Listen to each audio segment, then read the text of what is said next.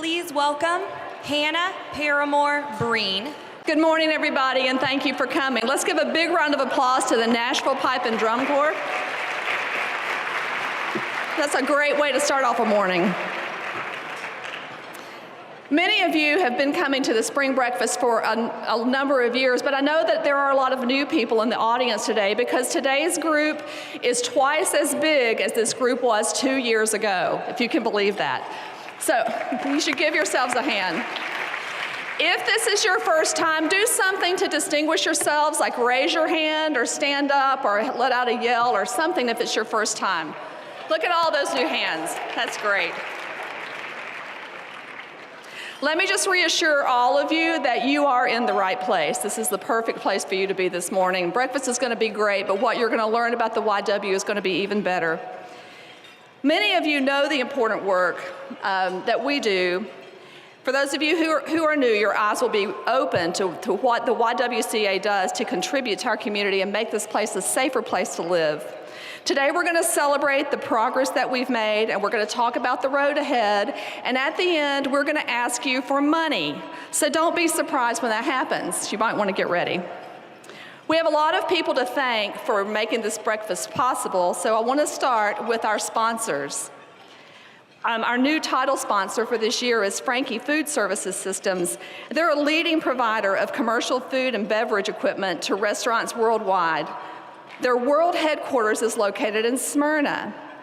Frankie became a sponsor this year because they know the importance of a healthy community and believe in the YWCA's role in making that a reality in Middle Tennessee. So please help me thank Frankie.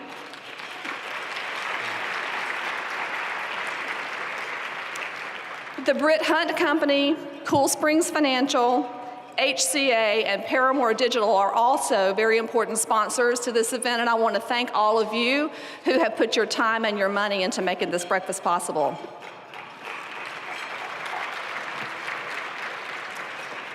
You know, every organization that is successful is dependent on a core group of people who dedicate time and money and expertise to help them succeed.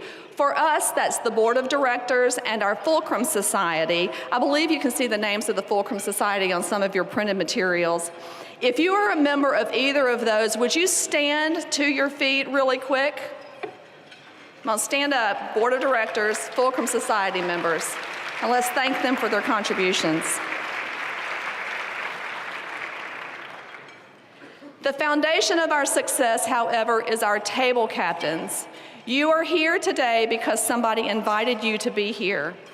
Our table captains are responsible for filling this room with more than 1,300 people. If you're a table captain, would you please stand?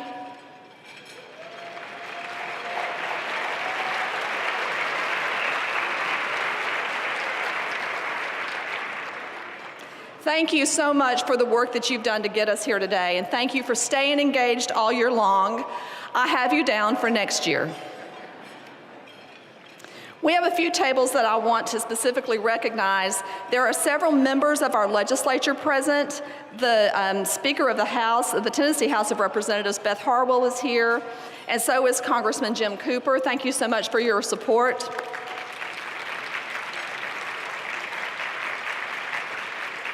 Many of our judges are here today to show their support of our fight against domestic violence. They deal with the real stuff every day, the things that you and I don't like to think about. So I want to thank our judges for coming. And finally, Chief Anderson and the Metro Police Department, and specifically the Domestic Violence Unit, they're present today. Thank you for everything that you do all year long.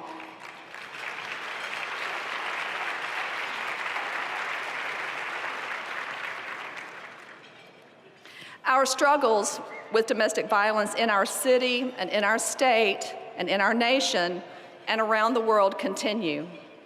It's on the news every night and in the newspaper almost every day.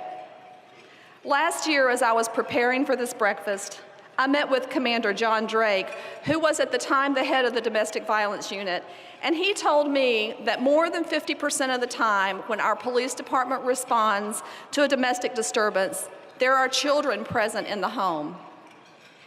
In our country, almost 16 million children witness domestic violence every year. that makes them twice as likely to be an abuser or to be a victim of abuse when they are adults. And so domestic violence is a cycle. It's a generational curse.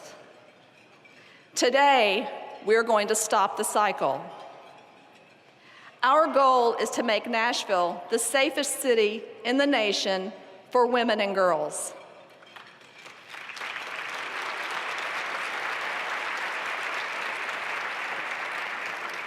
We have a lot of support and help in doing that because over the last few years, the YWCA has benefited from a great partnership with the mayor's office.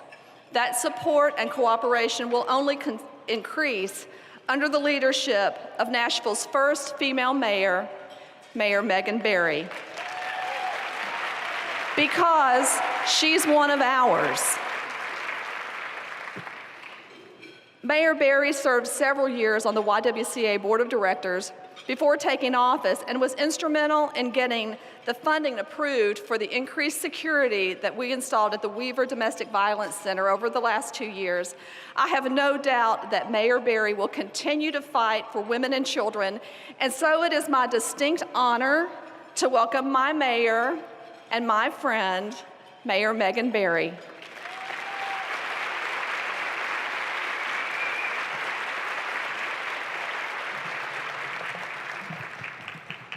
Thank you, Hannah. Good morning. Oh, come on. Good morning. I understand that there are 1,400 people here, and I probably heard 5 of them. So good morning. It's great to be with all of you today, and it's great to be here. And I also want to take a moment and acknowledge some of the elected officials who I know are with us today. We have Councilmember Jim Schulman, Councilmember Bob Mendez, School Board Member Alyssa Kim, and we also have Chancellor McCoy, Judge Binkley, and Judge Aleda Trauger. So all of us together as a community know how important this issue is. And I know that Pat Shea works every day to make domestic violence something that we don't have to talk about anymore. But right now, the reality is that domestic violence is still a problem. It's a public safety problem, and it's an economic problem. The Tennessee Economic Council on Women found that the economic impact of domestic violence, human sex trafficking, and sexual assault in Tennessee was nearly $900 million in the last year. We're often called the It City, but imagine if we were the city that was known for the city of loving women, that we loved women, and we made sure that our women were safe. We are working hard to become that city, to make sure that our women and children know that we care about them. We added the Jean Crow Advocacy Center in 2014. They help now 450 domestic violence victims a month. They're victim-centered, they're trauma-informed, and we have space for them at the Ben West building. But we're building a new Family Justice Center on Murfreesboro Road, and that's going to reach even more victims, including the ones that aren't already engaged with the court and law enforcement systems.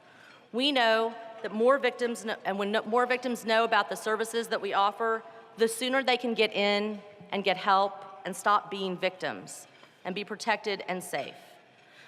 We had a domestic violence summary under the last administration where we looked specifically at what we needed to do as a community.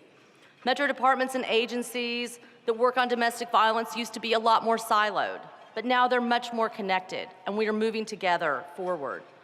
We have received a 3-year, $706,000 grant from the U.S. Department of Justice's Office of Violence Against Women, which will pay for 3 initiatives that are the top priorities of Metro's domestic violence assessment. They are the lethality assessment training. That means that Metro police officers will learn how to ask a series of questions of every intimate partner at the scene of a domestic violence incident. That also means that when that happens, the officer can determine if a victim is at high risk of being killed, if he or she needs to be in a crisis hotline, with a counselor at the Y immediately. And we hope that this work will help reduce the number of domestic violence homicides in our city. This grant will also pay for a full-time training manager who started work already in January.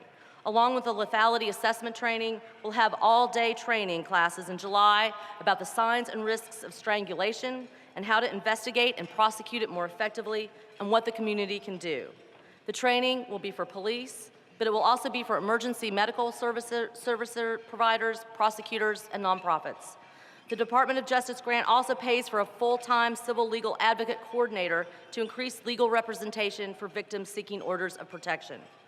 All of these pieces together, our government, our police, our prosecutors, are going to do everything that we can to help and protect the victims of domestic violence. We cannot have a community where women and children are not safe.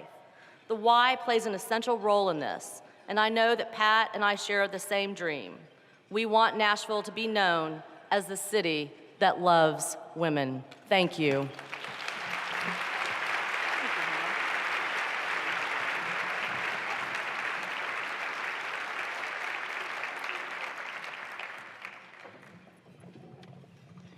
I'm so proud of our mayor and thankful. Thank you so much.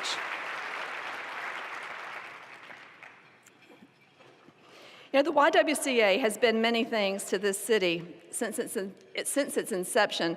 You know, that's not very easy to say. The YWCA has been many things to this city since it started in 1898. It was an early force in bringing together black women and white women in the 20s. It was a haven for families during the Depression. It hosted wartime dances in the 40s, and it helped women enter the workforce in meaningful numbers in the 70s. In 1981, we opened the domestic violence shelter in Nashville, and the work that would become our greatest mission began to take root. 20 years later, we opened the Weaver Domestic Violence Center. It was impactful, but it was an expensive proposition. And by 2004, we were more than $1 million in debt. And then we hired Pat Shea. During the last 10 years, Pat has worked tirelessly to make Nashville the safest place in the world for women and girls, with a laser focus on first treating the results of domestic violence and now on attacking the actual cause, the way that boys are taught to treat women. Over these years, we've served thousands of women and children at the Weaver Domestic Violence Center. Our GED program became the Dollar General Family Literacy Center and has educated thousands of people. We built a transitional housing program, Dress for Success, Renew, and Girls Inc. We have started our own social enterprises, the 2616 Retail Boutique, to resale and raise funds to support our programs. It's what smart nonprofits do. In fact, many of the women sitting in this room are wearing clothes from this great gym in East Nashville. We take advocacy work seriously in order to affect the laws that protect our people.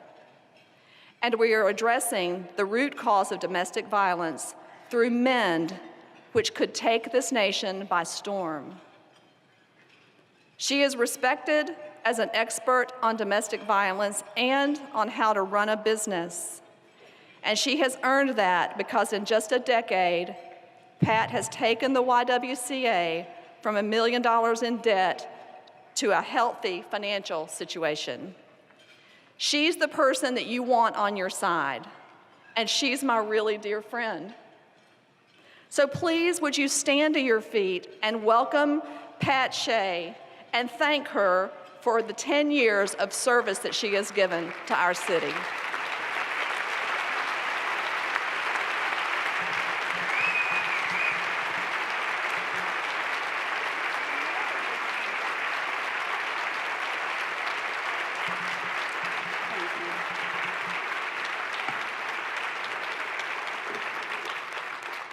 All it says in my script is that Hannah says, now I would like to welcome Pat Shea to the stage. This is not fair, Hannah, but I love you. Good morning, everyone. Thank you for being here today and supporting the YWCA. The YWCA is dedicated to eliminating racism, empowering women, promoting peace, justice, and freedom for all. And that is one large responsibility.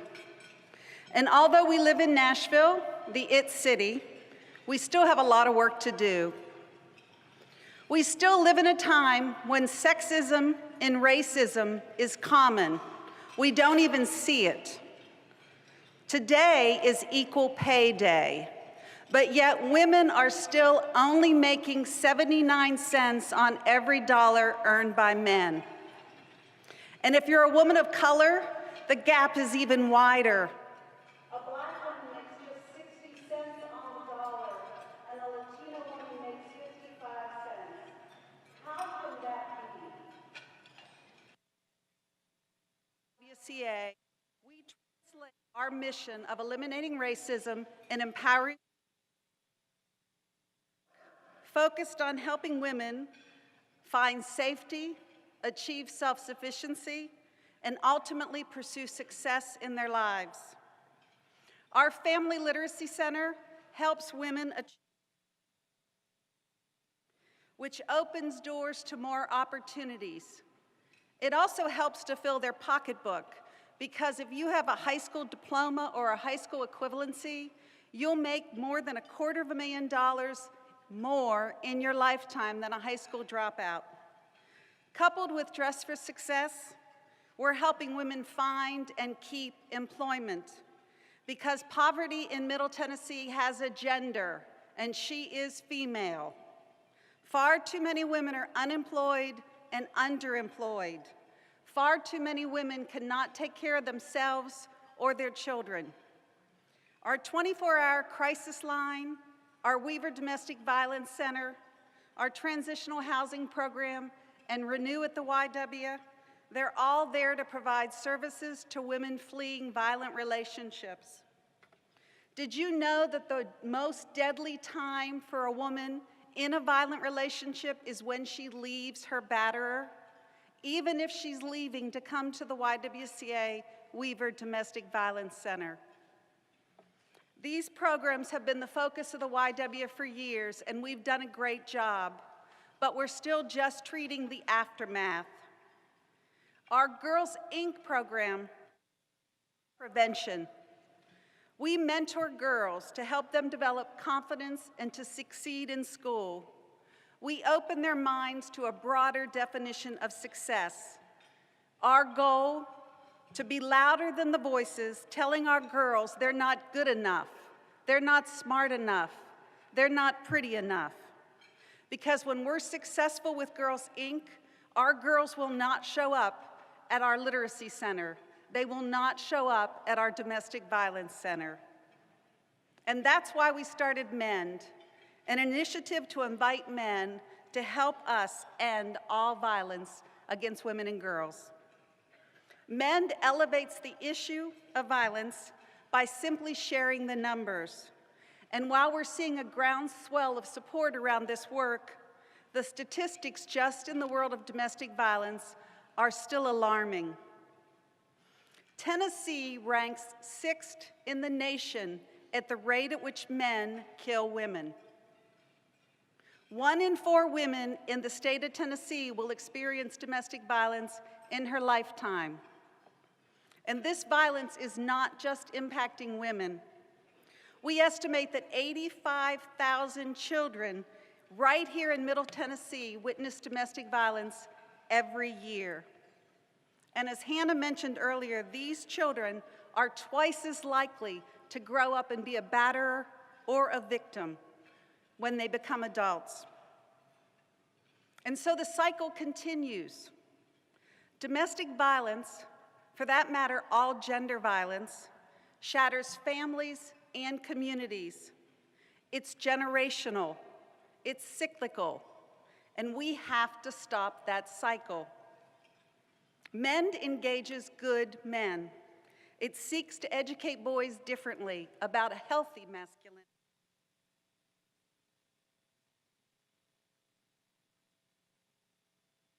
They hear what men say, and that's how they speak. And they see how men treat women, and that's how they treat girls. So men, you have the power, you have the responsibility to teach boys differently. because that's what saves the lives of women. I truly believe we are making progress. We're working with 140 middle school and high school coaches in Davidson County. We're working with Vanderbilt Athletics in the OVC. We have an amazing partnership with the Nashville Predators. This fall, we're moving MEND into the public school system, tackling with boots on the ground work the culture that supports violence against women and girls. We're launching Men Clergy, and we're partnering with local corporations and government offices.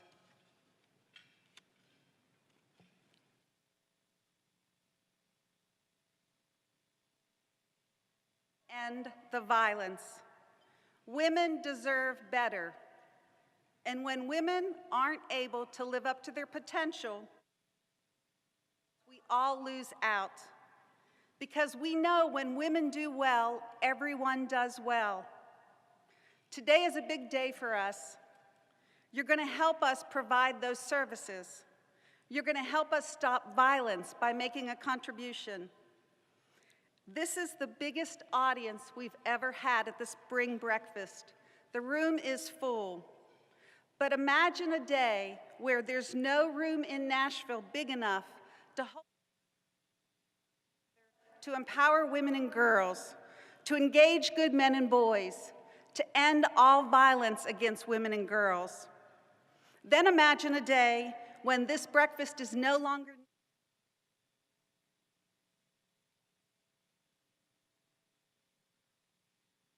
Everyone just close your eyes for a minute and picture that.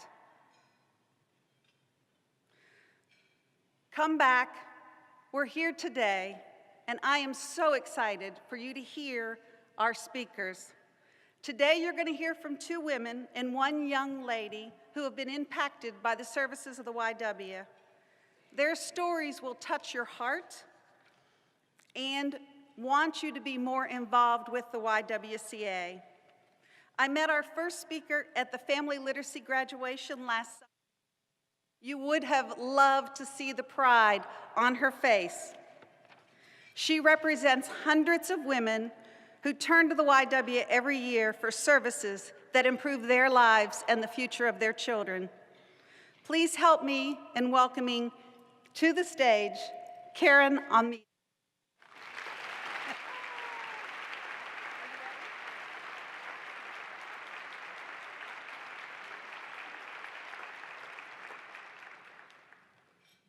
Good morning. My name is Karen Almeida, and I am a proud graduate of the YWCA, the Family Literacy Center.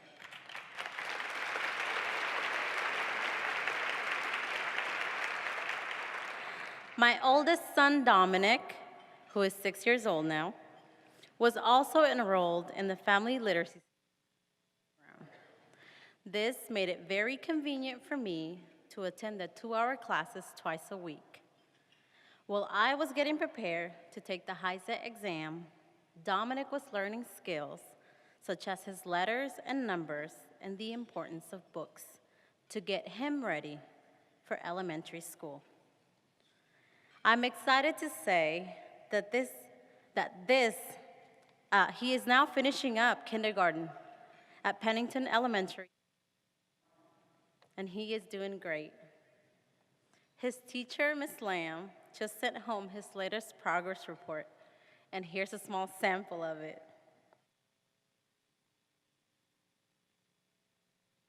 He achieves his goals. He has an E in reading, which means he has already exceeded his end-of-the-year kindergarten benchmark.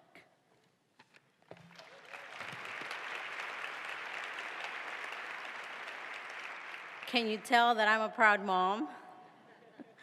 I can honestly say he got his great start at the YWCA Family Literacy Center. But you're probably wondering how I got here today and how I found the YWCA Family Literacy Center. Nearly 20 years ago, my father brought me to Tennessee from Veracruz, Mexico. I was just 7 years old. We lived a few miles down the road from here in Rutherford County. I attended Bradley Elementary and Central Middle School in Murfreesboro.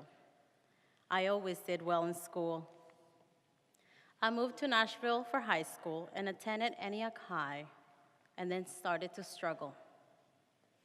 During my sophomore year, because of some family issues, I decided to drop out of school. That was a big mistake. I worked odd jobs to help support myself, and then when I was 20, I gave birth to my beautiful son, Dominic. And I quickly realized that raising a child without a high school degree wasn't going to be easy. And going back to school while caring for a baby was virtually impossible. It wasn't until Dominic was ready for preschool that I got serious about my own education. But I had no idea where to begin. I Googled GED classes, and that's where I found the YWCA. It was just 15 minutes from my house. I called and scheduled an appointment to take an assessment test to find out where I stood. I enrolled and spent 3 months taking classes in the fall of 2014. But the official state exam changed from GED to HiSET in January. I was pretty nervous about this new, more difficult HiSET exam. But I was also relieved that I would be able to spend more time in the classroom at the YWCA. They gave me more time to study and prepare for that tougher test. I took the practice test in April and felt pretty good. And then I finally took that big 4-hour test in May. And I passed.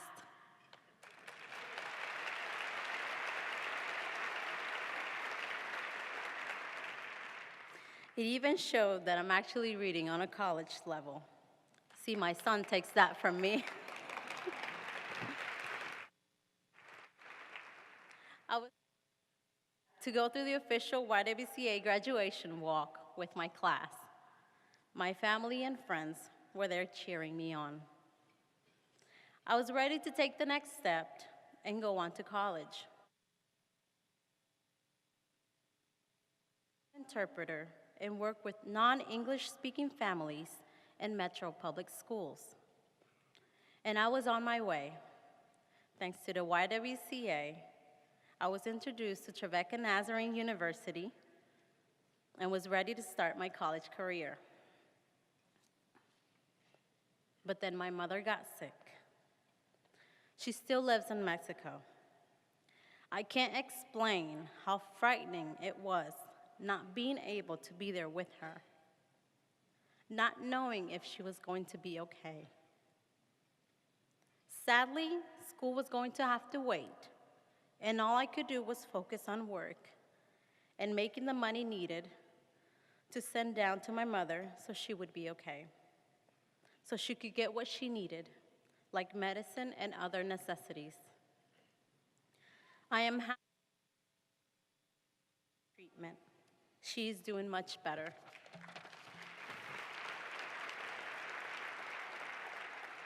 And now, I'm ready to start reaching for my goals again. I am confident that I will someday graduate from Trevecca and will become an interpreter for the public school system. I am a member of the PTO and am volunteering as an interpreter on an informal basis at Dominic's school. I'm working with the ELL teacher to create informational material about upcoming events. It's often hard for parents to become involved in their children's education like I have. I am confident that I will someday become an American citizen. I have filed my DACA paperwork, which so many dreamers like myself have to do to gain legal status.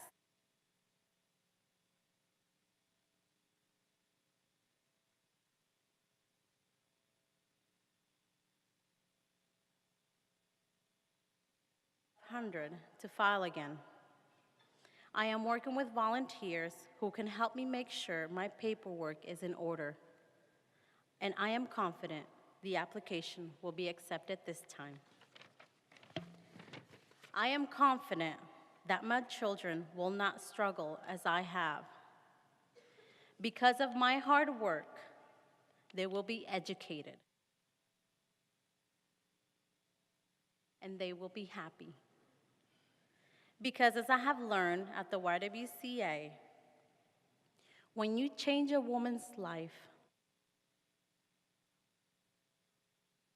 efficient, you change the lives of her children for the better. I am so grateful that I found the YWCA. They have given me the confidence to keep going when times were tough. They have helped me pass down to my children the importance of literacy and that we all need a good education to be successful in life. Thank you.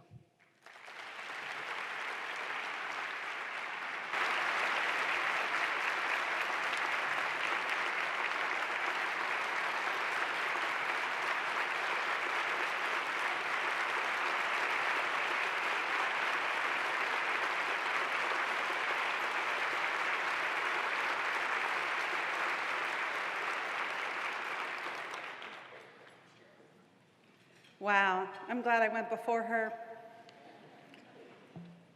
Now I'm delighted to introduce to you a young lady who is one of the hardest working teenagers I have ever met. And she's smart. She's received the highest ACT score in her junior class at Pearl Cone High School.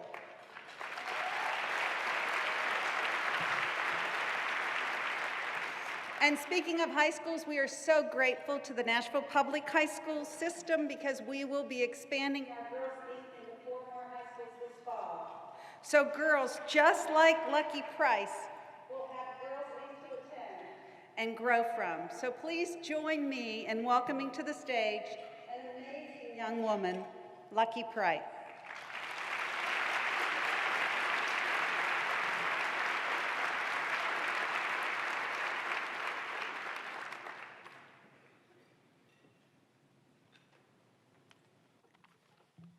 Good morning.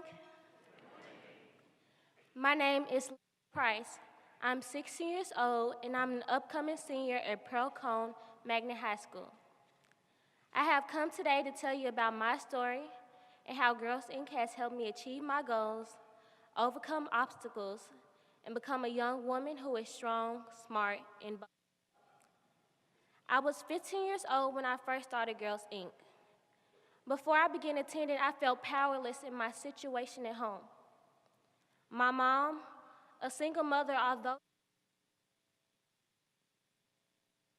always against our family. Life was hard. We had just moved back to Nashville.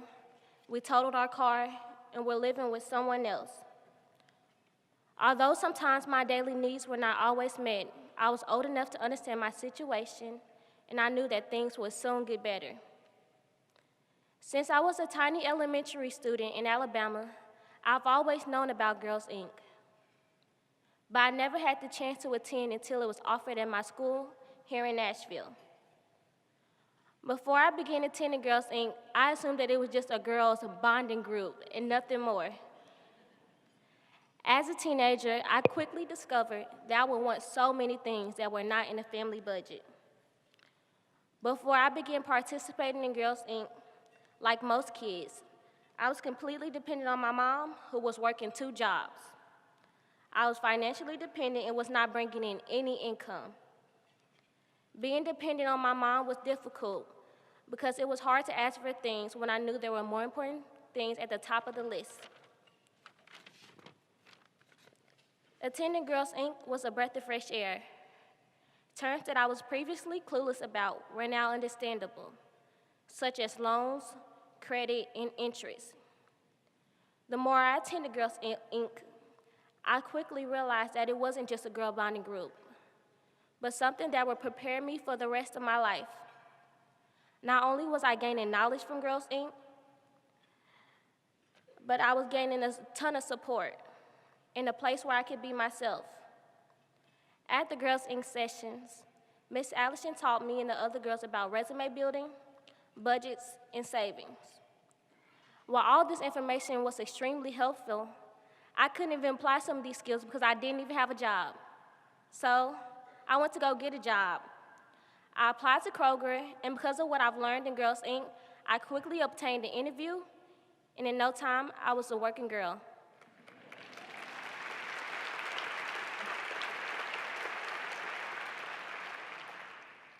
However, saving money seemed almost impossible. On Thursday, I would cash my check, and by Monday, the money I had planned on saving was completely gone. Because my money was so accessible, it was very easy to spend. Buying things that I didn't need was an obsession. I couldn't walk past a fast food place without buying something, and having money in my pocket made it even harder to deny. After I told my mom about my spending problem, we both thought it was time for me to open my own bank account. Then the YWCA hosted the Girls Just Want to Have Fun's conference for high school girls and their female mentors to learn about financial literacy. I even got to meet Reese Witherspoon and hear Mayor Berry speak. It was really amazing. The event reinforced some of the things that I learned in Girls Inc. and also offered me the opportunity to open my first bank account with First Tennessee Bank.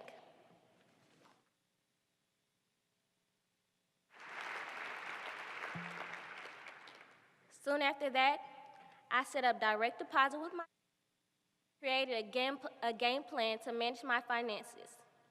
Saving money became easier and more convenient.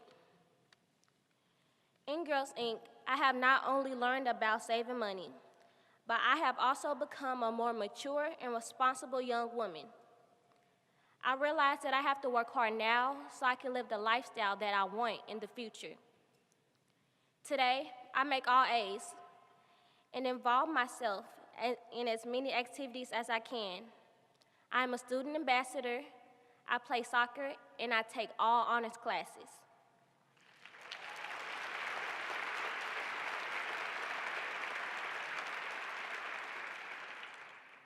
Someday, I hope to earn a full scholarship to my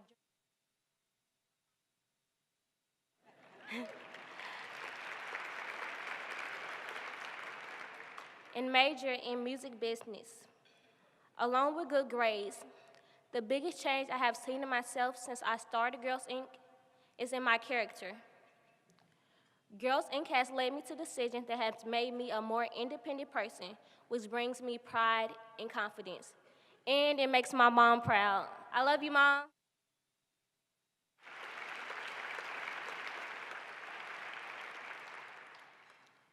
In Girls Inc., I have learned to plan, put my needs before my wants, and to be cautious with all of my money.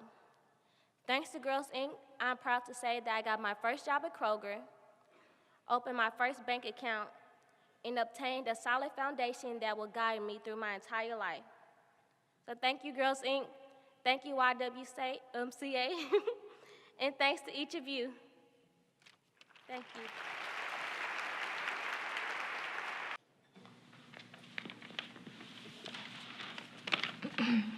He had beaten her before, but she stayed with him.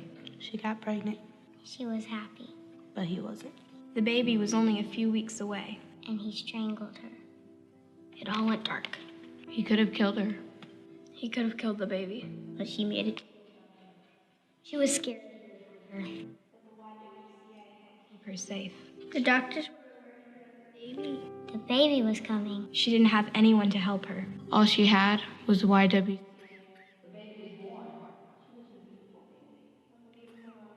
Who didn't go back to him. So did they live happily ever after? We have to stop the cycle. We have to stop this cycle. We have to stop the cycle. We have to stop the cycle. We will stop the cycle.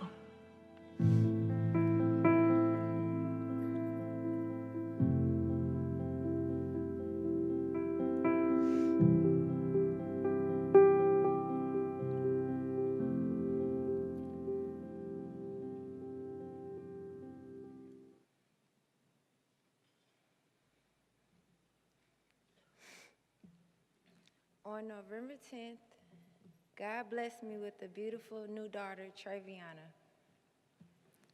To say the day was emotional does not begin to cover it. As I went into labor, the reality of being a single parent I was angry that I was doing this alone because of his actions. I was scared. I remember the fear most. I remember calling my case manager, Haley.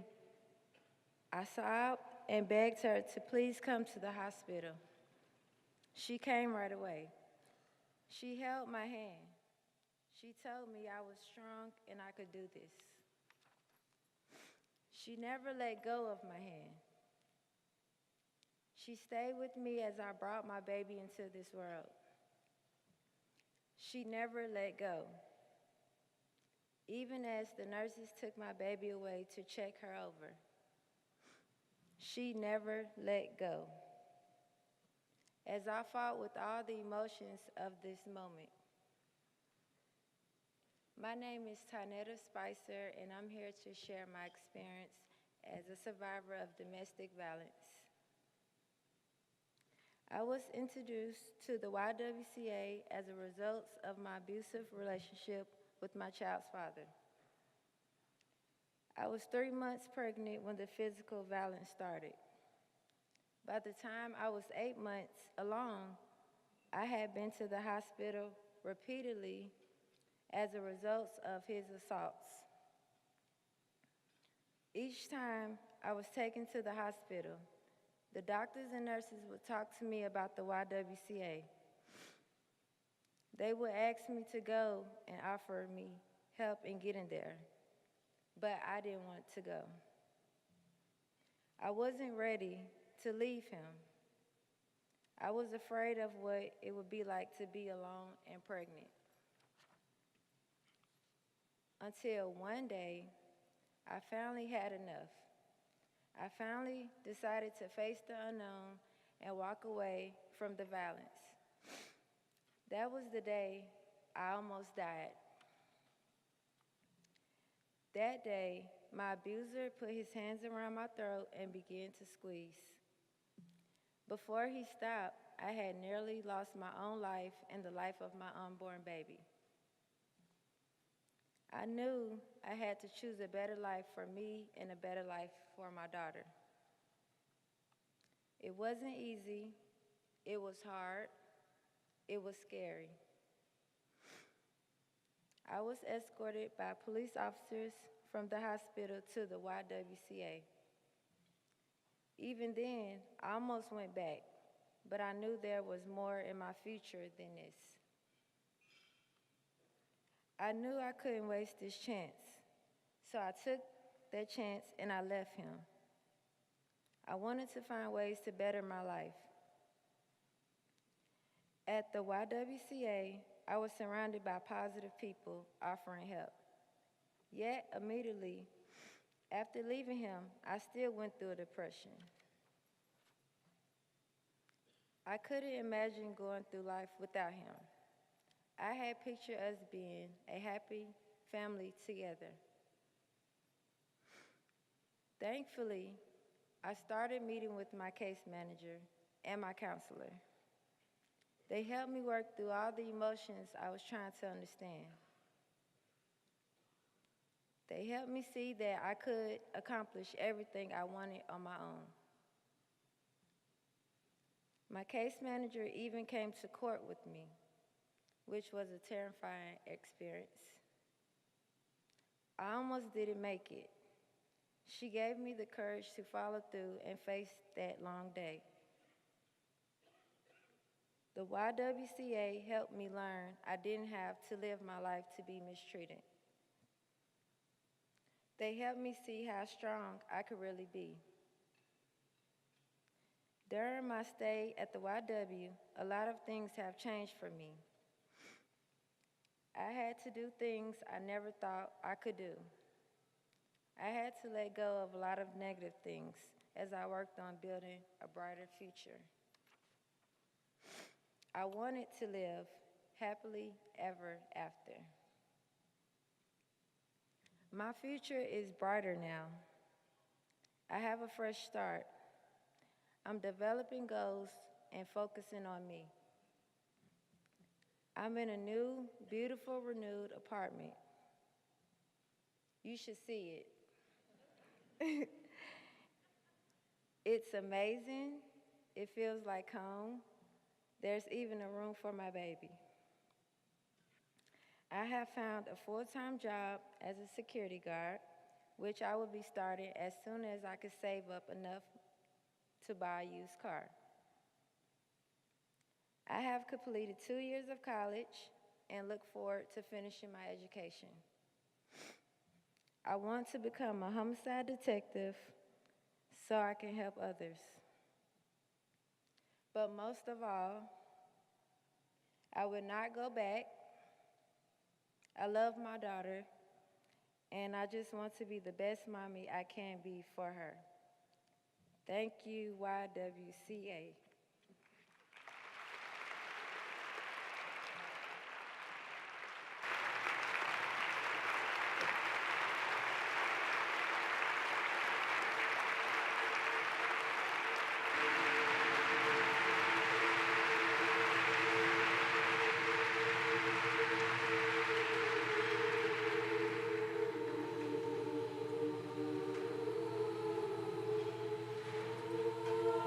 My name is Luca.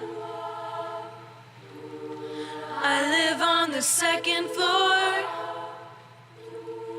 I live upstairs from you.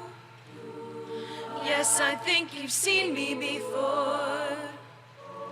If you hear something late at night, some kind of trouble, some kind of fight, just don't ask me what it was. Just don't ask me what it was. Just don't ask me what it was.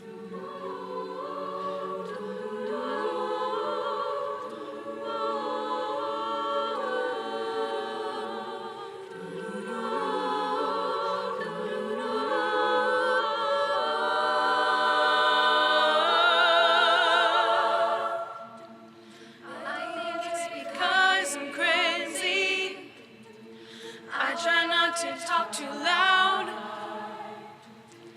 Maybe it's because I'm crazy. I try not to act too proud.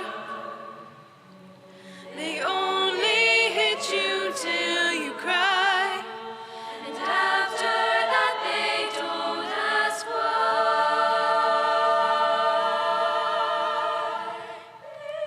They just don't argue anymore. They just don't argue anymore.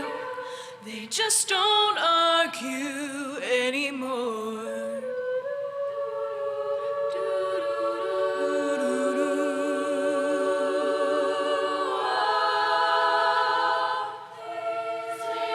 Yes, I think I'm okay. I walked into the door again. And if you ask, that's what I say. It's not your business anyway. I guess I'd like to be alone, with nothing broken, nothing thrown. Just don't ask me how I am. Just don't ask me how I am. Just don't ask me how I am. My name is Luca. I live on the second floor. I live upstairs from you. Yes, I think you've seen me before.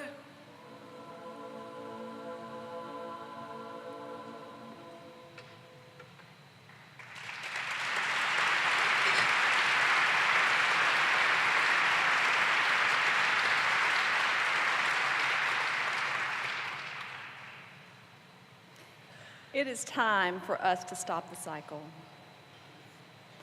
But we need your help to do it. Will you help us? Will you start today? Will you help us by giving to the YWCA? Every single gift is important. You'd be surprised what $25 a month will do over a period of time. A donation of $50 will pay for a cab ride to safety for a mother and her children. $150 will keep them safe for a whole day. $1,000 will feed them for a month. $5,000 could break the cycle long enough to establish real change and give them a real chance. $20,000 would help us change our city. It's no secret that we need your help. It's why you're here. And so now it's your turn. Your table captains will help you to understand the forms on the table and how to give.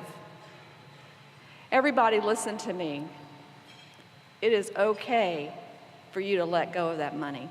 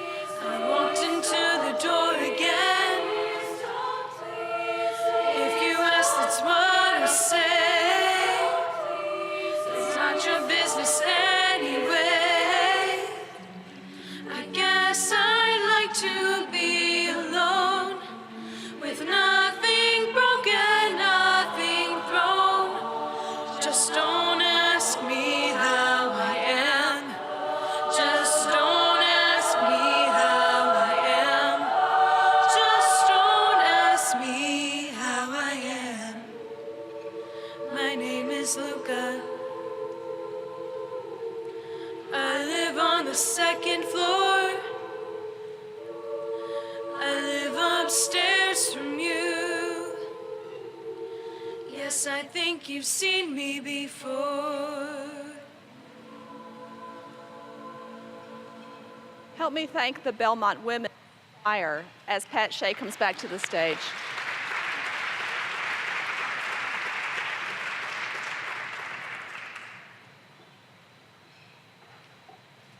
Thank you so much for coming today. Your work and your help is meaningful to us, and we look forward to seeing you next year. Thank you to the Belmont University Women's Choir, to Mayor Megan Berry, and to Pat Shea, the Board of Directors, and all the other supporters that are here with us today. Thank you so much for coming. Be safe, and we'll see you next year. Thank you very much. Thank you for coming.